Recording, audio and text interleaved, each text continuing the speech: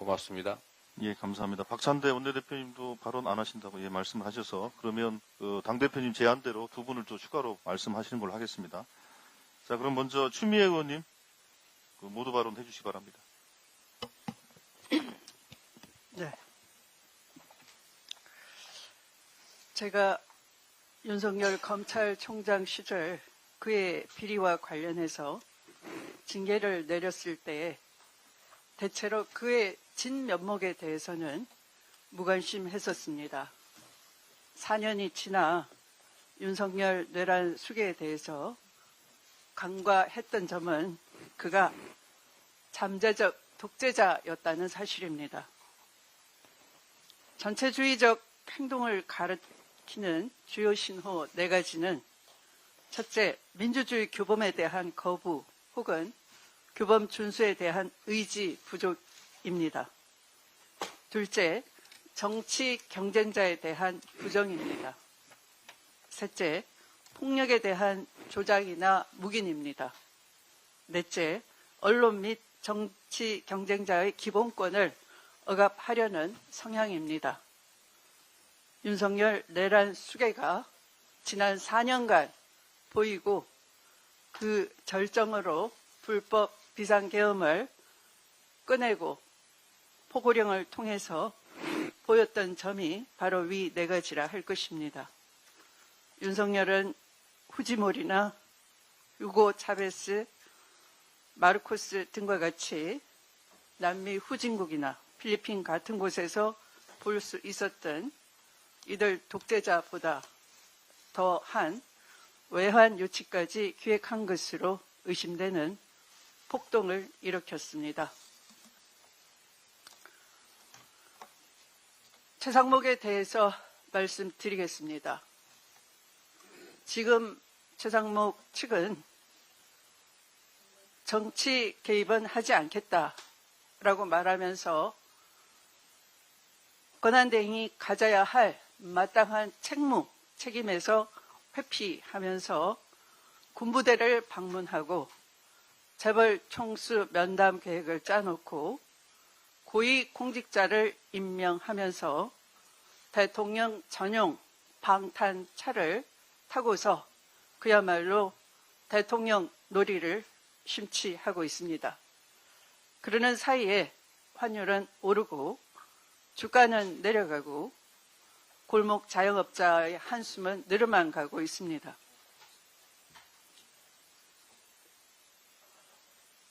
내란 수계를 지킨다고 하면서 초법적으로 사병이 되는 경호처들을 지휘하면서 내란 공범인 경호처장을 그대로 방치하고 있습니다. 지금은 최상목 권한대행이 고위 공무원을 임명할 때가 아니라 반역죄를 저지른 내란 수괴와 함께 내란 종범이 된 경호처장에 대해서 영장 집행 공무원을 향해 방아쇠라도 당기겠다는 엄포를 놓는 경호처장 박종준, 경호차장 김성훈, 경호본부장 이광우를 즉각 해임하는 것입니다. 주권자인 국민은 내란범이 침탈한 주권 회복을 위해 눈비를 맞으며 밤을 새우고 있는데 수습해야 될 최종 책임자인 권한대행 최상목은 대통령 놀이만 해서는 되겠습니까?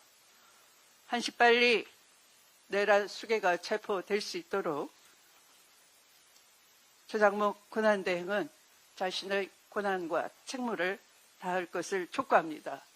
그렇지 않다면 국회는 국정 정상화를 위해서 최상목 권한대행에 대해서 형사 고발뿐만 아니라 탄핵이라는 국회가 가진 국정 정상화를 위한 마지막 수단까지도 고려하지 않을 수 없다는 것을 이 자리에서 말씀드리고자 합니다.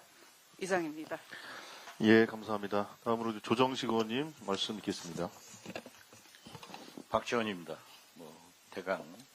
대동소이한 말씀입니다만은 저는 외신을 주목하자 말씀드립니다. 외신이 맨 처음 윤석열의 언행에 대해서 많은 비판적 시각을 가지고 우리 민주 국민들과 대한민국 국회를 칭송했습니다. 지금 모든 외신들이 우리나라의 공권력 집회, 법치에 대해서 거의 조롱 수준으로 대한민국을 격화시키고 있습니다. 이런 때 최상목 대행에 대해서 우리가 오늘 대표께서 의원총회에서 말씀하신 대로 전적으로 저도 동감을 합니다. 그렇지만 어제 의원 텔레그램방에 올라온 이소영 의원의 글을 읽었습니다. 저는 이소영 의원의 주장에도 동의를 합니다. 왜냐하면 최상목 대행이 2명의 헌법재판관을 임명해서 8인 체제로 만들어준 것, 이건 인정해야 됩니다.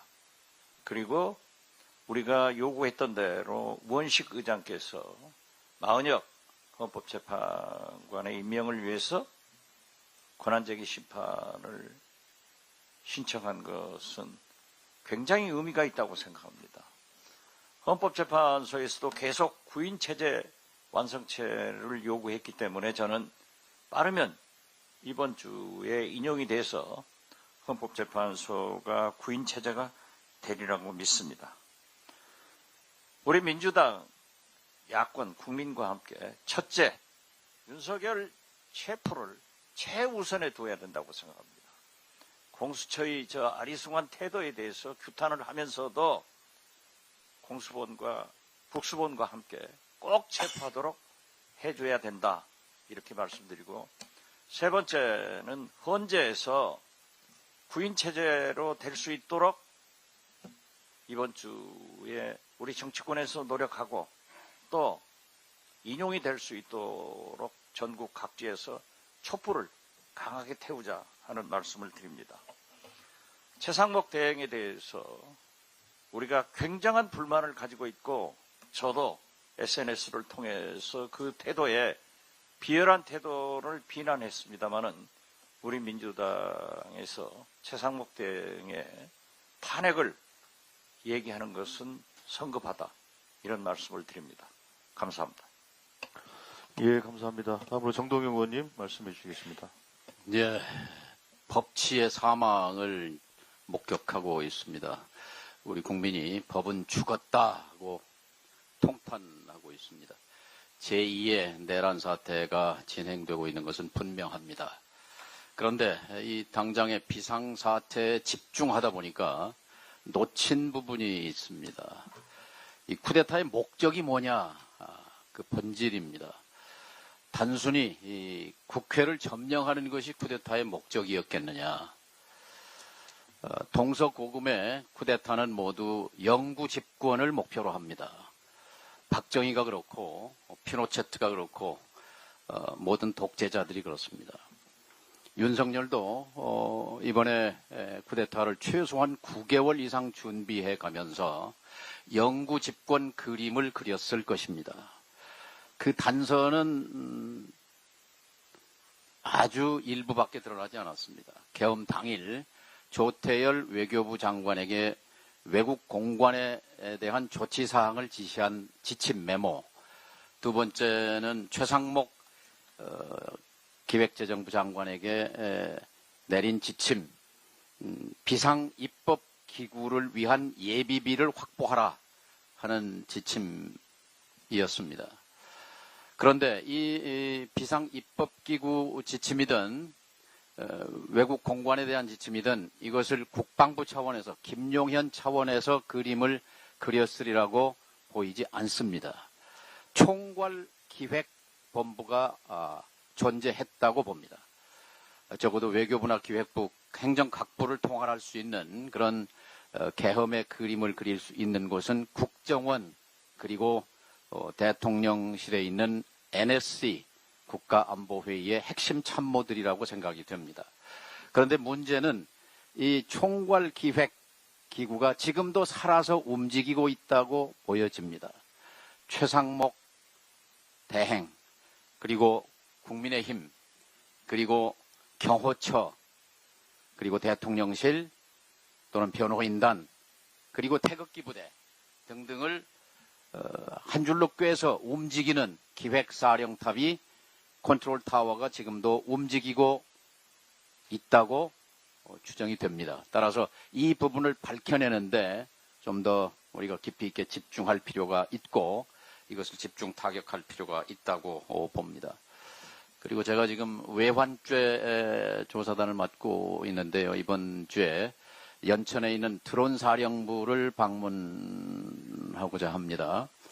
10월 3일, 10월 9일, 10월 10일 드론을 평양 상공에 띄워서 북쪽 지도자를 비난하는 전단을 살포하고 북의 직접적인 반응을 유도했던 그 시도는